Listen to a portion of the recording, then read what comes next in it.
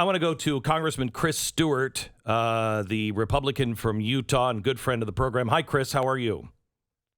Good morning. God bless you guys for that Nazarene Fund effort. Glenn, Yeah. that's an incredible amount of money, and it says a lot about the American people still, that they'll step up at a time when there's just incredible need. I think people I am so disgusted by the way this was handled. I mean, and I think it's because if you believe America is a horrible place, if you believe our military is just killers, you expect this. And so you don't stay. You don't come up with a plan.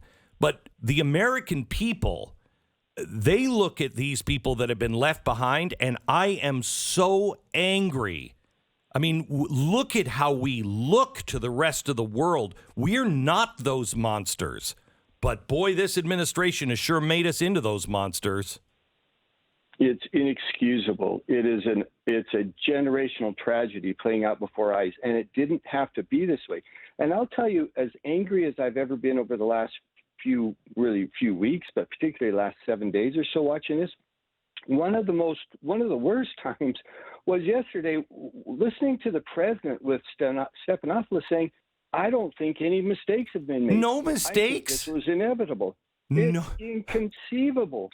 And if he's sitting across from General Milley or General Austin or any of his other leaders and he says no mistakes were made, good job, guys, it's unbelievable that we would have a president who would take that. So, first of all, I'm begging Donald Trump, run for Congress. Please run for Congress. Then become the Nancy Pelosi, and you lead the impeachment of all of these clowns. These guys should, in Japan, there's honor, and they do crazy things. They kill themselves when they're dishonored. I just like these people to step aside. This is so dishonorable. I couldn't agree more, and I've been calling again for the resignation of Milley and Austin for the last half a week. And again, how can the president trust him? How can the American people trust him? But I want to come back to this other point, Glenn, that you and I have communicated on. It didn't have to be this way. And I assure you, if President Trump had been the president during the completion of this withdrawal, it would not have been this way. Oh, no, wait a minute. Hang on just a second. Wait, just a second. That's not true, because let me play cut 8, please. Here's Joe Biden yesterday with Stephanopoulos. Listen to this. We've all seen the pictures. We've seen those hundreds of people packed into a C-17. We've seen Afghans falling. That was 4 days ago, 5 days ago. What did you think when you first saw those pictures? Oh my God. What I thought was we have to gain control of this. We have to move this more quickly. We have to move in a way in which we can take control of that airport. And we did. So you don't think this could have been handled, this actually could have been handled better in any way? No mistakes? No, I don't think it could have been handled in a way that we're going to go back in hindsight and look, but the idea that somehow there's a way to have gotten out without chaos ensuing, I don't know how that happens. So there you go, Chris. I mean, that was 5 days ago, so let's not talk about the plane. How dare you bring it up? That was 5 days ago.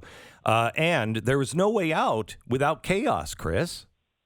You're right. I stand corrected. This was the most brilliant man in the world, and I concede to his experience and authority. Of course, there was a way we could have done this. Any mildly competent leader could have done this. And Glenn, I had conversations with the president, with his national security team. I can assure you that they would have not allowed this to happen. President Trump. That with confidence, because yes, President Trump, of course. Because, I mean, for one thing, their plan was this. Now, I know this is going to shock people, but think of this. He said, we will withdraw our civilians first. We will withdraw U.S. persons first. Then we will bring out our allies, those interpreters, those people who worked in the motor pool, those Afghanis who, whatever they were doing, were brave enough to say, we will help U.S. forces here. We will draw them out second, and then we will draw out our U.S. troops. Okay, hang on just a second. This is from a conversation that you had with Donald Trump. So Go ahead. He had this conversation. He had this conversation all the time. I mean, he was adamant about this. And whenever this conversation came up, he described exactly the process and what his vision and view of this was. Okay, so that was point one. Everybody gets out before the military gets out. Point two. Well, and then there was this severe threat of deterrence, even a personal threat. That he would look, and he communicated and actually negotiated, he was criticized for doing this, with some of the Taliban leadership and some of the Taliban spokesmen. And he said to them, essentially, now I'm paraphrasing, but this is it, and the intention was clear, I will hold you responsible if you break any of the red lines as we go through this process. And when he said responsible, everyone in the room knew we were talking about Soleimani and others who they have reached out and been able to touch. Again, holding them, we're not going to come after your soldiers. We're going to come after you.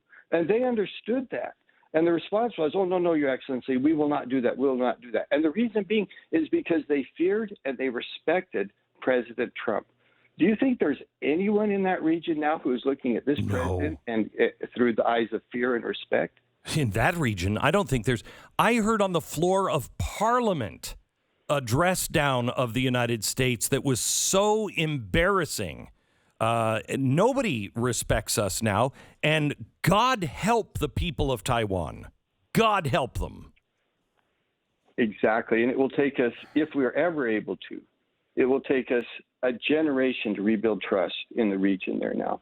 And this has real national security consequences for the United States as we move forward, and not just in Afghanistan. As you indicated, Glenn, throughout the rest of the world, people will be looking at us. They look at us through a different prism now. They look at us through a different set of eyes because they watch this, and then they hear the president say, no mistakes have been made. This was inevitable. No responsibility. He takes no responsibility for this. There's one other thing I want to mention, if I could, and that is the previous administration being adamant on this. We will leave none of our equipment behind. We won't leave any classified material behind. And now we know that the administration has admitted there's hundreds of millions of dollars, perhaps billions of dollars of military equipment and classified material that have fallen into the hands of the Taliban. It's inexcusable.